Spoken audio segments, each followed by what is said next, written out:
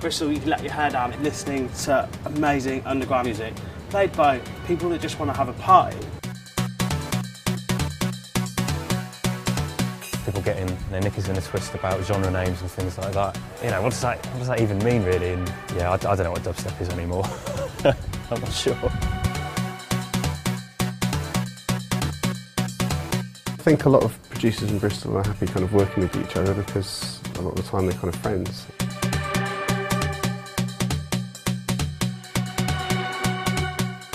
Well, a lot of the time I'd be playing in between dubstep DJs. So I'd have to get from 140 to deep house and then bring it back up for the next DJ. That was how I'd DJ in Bristol.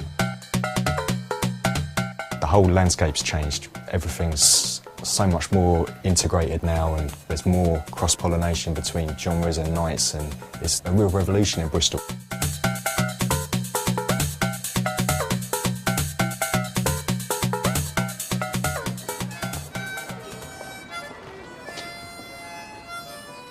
Bristol it's a great city to put events on. We're doing the 2020 Vision Party with Rag and obviously 2020. Are you coming to 2020 Vision tonight at Blue Mountain? My name's Rag, I live in Bristol.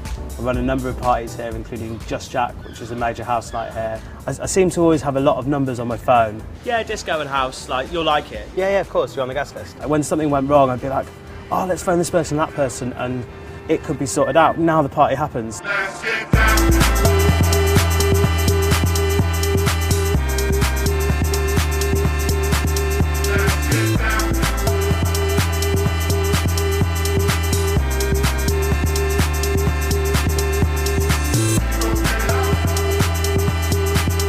I think the reality is a lot of electronic producers, they're not these party guys. They're essentially all dudes who've been stuck in their bedroom just making beats at their computer.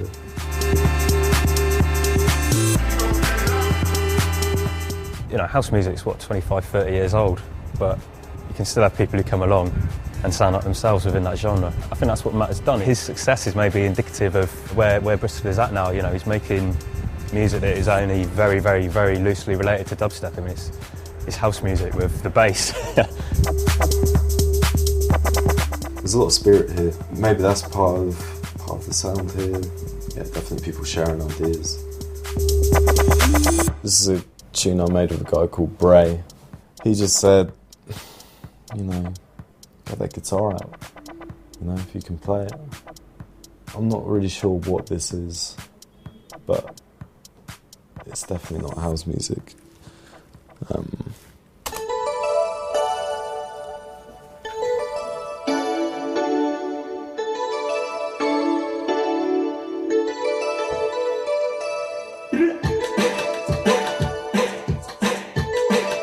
One thing I try and do is as much as I can for any producer or DJ wanting to come out of Bristol, because I feel it's got a vibrant enough community, as shown with the bass music scene and how the producers work together. You've seen we've been putting on Claude Von Stroke for a while, and I've called Matt a couple of times and he came down, he gave me a CD, I got in the car with Claude. Rag gave me a CD and he's like, these are all Julio Bashmore tracks, and I'm like, okay. He's like, no, I think you're gonna like them.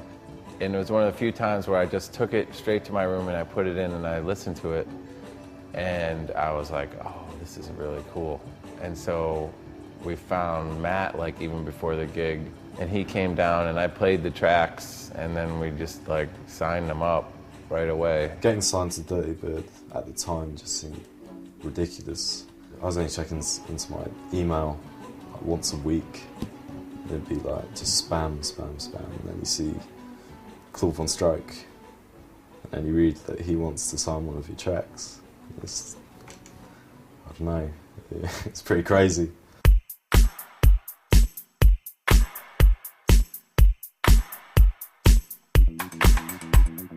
People who like house and disco are staying in the city because of people like Future Boogie. They've really put it on the map, European-wide and nationally, the fact that house and disco is prevalent in the West Country.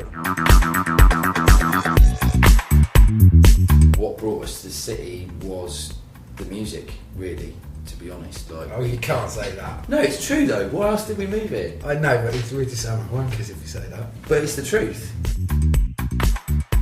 What was encouraging was that we felt there was a sort of hunger or an appetite for music generally in Bristol.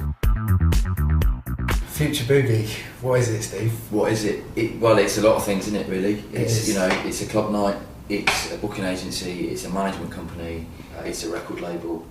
Yeah, it's all of those things, really. Yeah, it sounds like a lot, I suppose it is quite a lot. Future Boogie setting up their record label with Julio Bashmore is absolutely perfect. He came in, he chatted with us, and when he left, we were really buzzing about the whole idea of doing a label again. We want to take house music to the next level in Bristol. We're not going anywhere. And we want to start a label. Based here in Bristol, but with arms outreached over the world, or something like that. I like that, Dave, that was good. Okay, party people in the house. Party people in the house.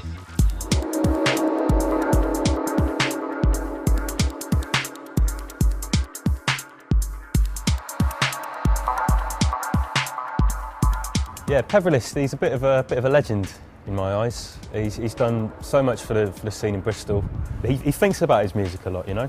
He really does. He makes the kind of oddest dance floor bangers, but at 3 o'clock in the morning on the dance floor, they just seem to really make sense.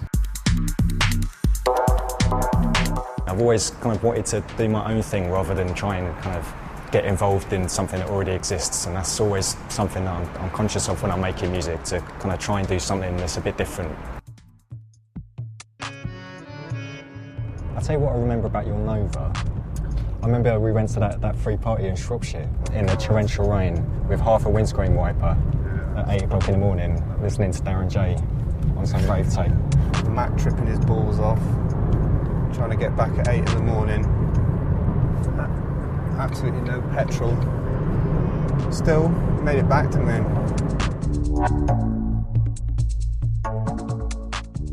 You know, I've got a lot of respect for what Rob did. He went to London, he heard this sound, he was like, you know, that Bristol's going to love this. I like uncompromising music. I think, you know, that in this day and age there's a lot of music out there that kind of panders to certain expectations, and I like it when things just stand up on their own 2 feet and go, yeah, sod the rest of it. I've known Pinch for years, and he was kind of real deeper into the kind of that London dubstep thing than I was initially. He was putting on nights and people were coming down and getting involved in a real kind of underground level.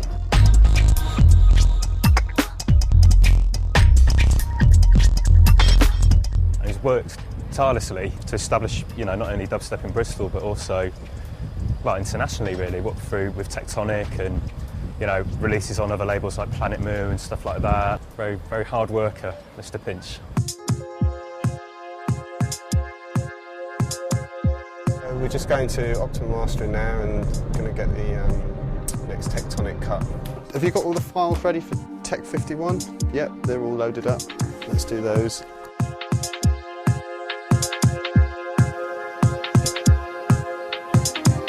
I like the tactile nature of vinyl. I find it much more pleasurable to DJ with. I like the idea that you can touch the actual music that you're playing, you know, your fingers on the grooves, you can see it as it's playing through, you can watch for when the breakdown's going to happen, or I don't know, it's just everything about it I just prefer.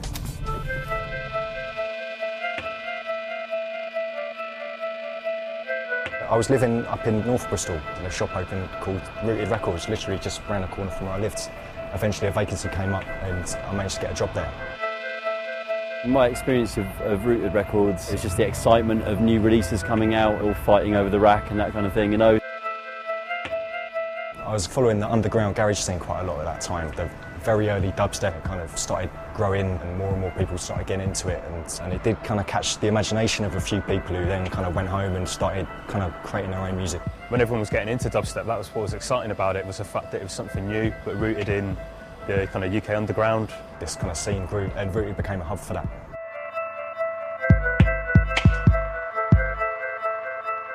End of last year, unfortunately, kind of circumstances led to Rooted's closure, which is kind of a big loss to the city. When it shuts, everyone's like, man, I haven't been there in months. And it's like, well, yeah, exactly. You know, it's kind of like, that's why these places have had to shut. luckily, obviously, you've got the Idle Hands shop are kind of cropped up in their place to kind of carry the flame on and make sure there's somewhere you can buy records in Bristol. So I think that's a really important thing, you know. There's this area in Bristol called Stokes Croft where Chris has opened his shop. It's definitely kind of like the place where things are happening in Bristol at the moment. There's a lot of creativity, a lot of artists who live there and musicians. Certainly where historically all the clubs have been in Bristol as well, so it's like kind of the place to be.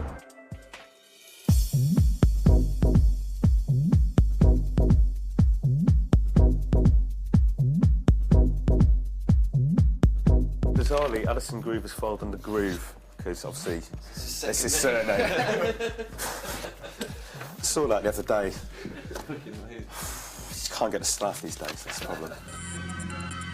I guess Idle Hands is important that people have a record shop to go to and develop a relationship with the people that work there, and so they can recommend music to you, and yeah, it's great that it's there.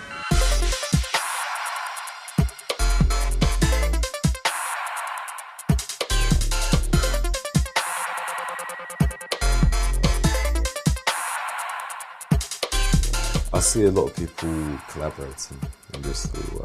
Actually, the first and last person I've really collaborated with was Subtitle.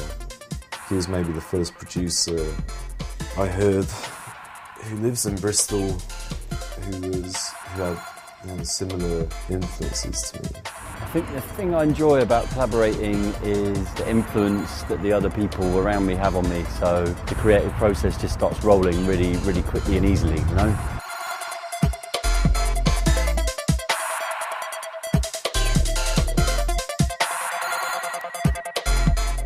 I reckon we should start with the...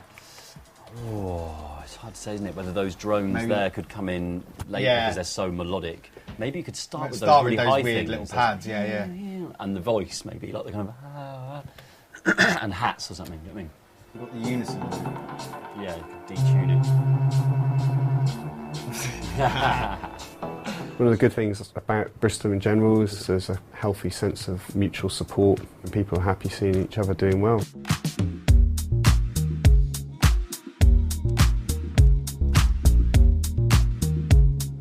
In Bristol, when you've got a city of like 600,000–700,000 people, they want to come to someone they know's party, something that people they know are involved with and the people they see, because the city's quite compact. A lot of promoters do events together. We kind of all play at each other's nights. And everyone's quite supportive and everyone seems to be quite happy that everyone else is doing well.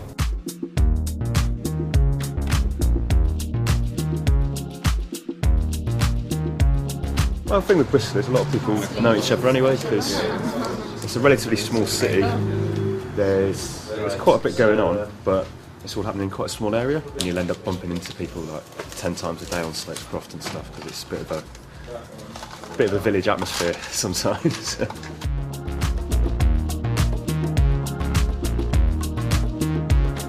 Things change quickly in Bristol, and a lot of new producers are coming in, kind of new faces popping up with new ideas, and it really feels like people want to make things happen and get involved, whether they're kind of designers or musicians or DJs or anything, you know, and that's a real positive vibe.